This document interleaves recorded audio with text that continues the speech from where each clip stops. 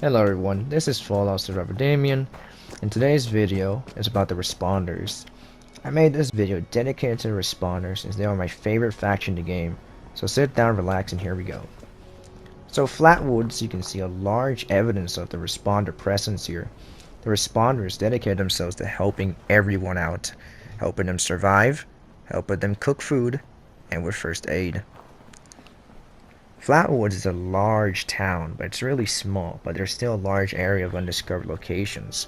Here we see what the responders created, the self-kiosk system. Here people can register to become responders. Of course, there's a large amount of people who worked here in the town of Flatwoods as responders. A lot of them were hunters, medical personnel, and security detail, and nurses.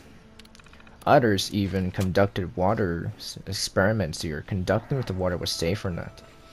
The town of Flatwoods, of course, has sign of a struggle, meaning raiders and responders did clash in combat.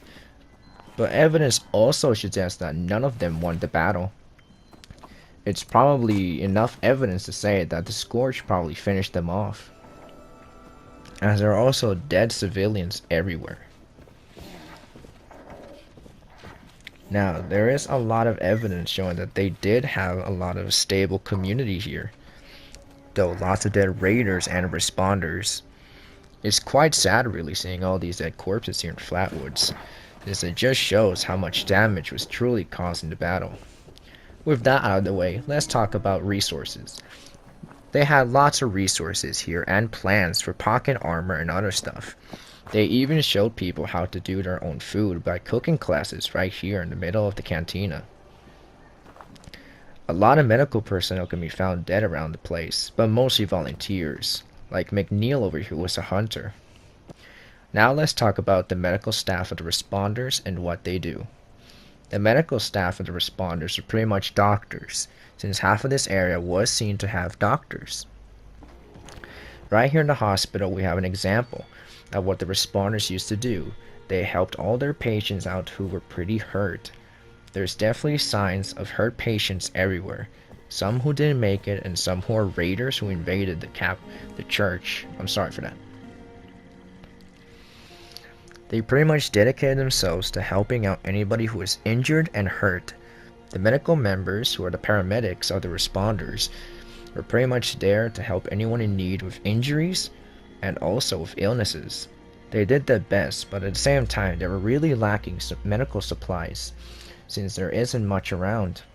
So not everyone could make it, but at least they did their best in helping with small injuries, infections, and any radiation poisoning. They did of course have shown of security detail, so we'll tap into that topic in a second. But yeah, the medical personnel were there to help anyone in need who were hurt, who were bleeding, or who were suffering from radiation poisoning. On to the next topic at hand. Next in our list was the security detail, the responders, the officers. They survived alongside the paramedics, since the responders were made of paramedics, policemen, and also firefighters. They were pretty much one of the security detail of the responders and helped their base, the airport, safe of Morgantown. The officers, of course, were good security since they were trained to hold firearms and also uplift the law. Even though the law no longer remained, they still had their training, so they were very useful to the responders to keeping people safe, especially in their main base of operations, Morgantown Airport. They did have, of course, robot shops, but these robots were used not just for security, they were also used for self-teaching. They were used to help build camps. So here they were teaching people how to build camps, which was useful for survival methods. But the unspeakable happened one day. The Scorch. The Scorch attacked Morgantown Airport in a huge herd one day. Back at the radio station, there was a huge transmission saying that come help. So the responders asked for every member of the responders unit to come help. So every security detail and elite member came. But sadly, the Scorch wasn't the only thing that attacked. A Scorch beast came to Morgantown Airport and infected everything, meaning more Scorched arrived. It was horrible, and they were conducting experiments to find a cure, but never got around because of the attack. Although security did try their best, the scorch beasts were too powerful as they flew around the airport, spreading more of its fungus and poison. But they did have a jail for any raider. As you can see here, they had raiders in jail cells. But more scorch kept arriving, so sadly those raiders who were captured were no longer left there to live as they died. And as this represents, they tried their best, but they did have one thing. Their radio beacons allowed for airdrops from the military, so they were able to get their supplies from those. That's why the Scorch kept attacking, because of the noise it brought in. But the Scorch Beast also was interested in destroying such a thing. The responders did have access, of course, to military airdrops from the government. They had the codes to bring it in, but they had to secure the landing zone when the Scorch arrived. These were very useful as they brought food, water, medicine, ammo, and guns, so security detail had to work fast to secure these locations. And that's pretty much it what security detail did, securing airdrops and securing Morgantown Airport. Another thing security did was guard the scientists here in the Morgantown Airport. They were experimenting on Scorch, seeing what they could find to find a cure. Sadly, they could not find a cure in time, but they did get close to finding a cure, since there is evidence here in the terminals, and also you can find body parts of Scorch here in jars. They were definitely checking what made a Scorch tick, and they were very close to finding an experimental cure. Sadly, they never got to do it until we, the Vault Dweller 76, are actually able to finish the cure. But security did make this a top priority and protected the scientists who were finding this cure. Sadly, the Scorch finished them off before that mission could be complete.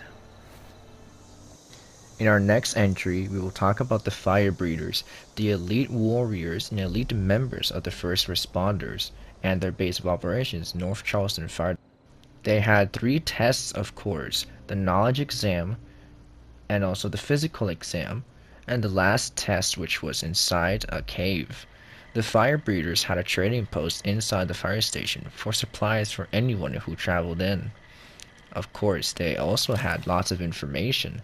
The Fire Breeders learned that the Scorch and Scorch Beast cannot resist depleted ultracite.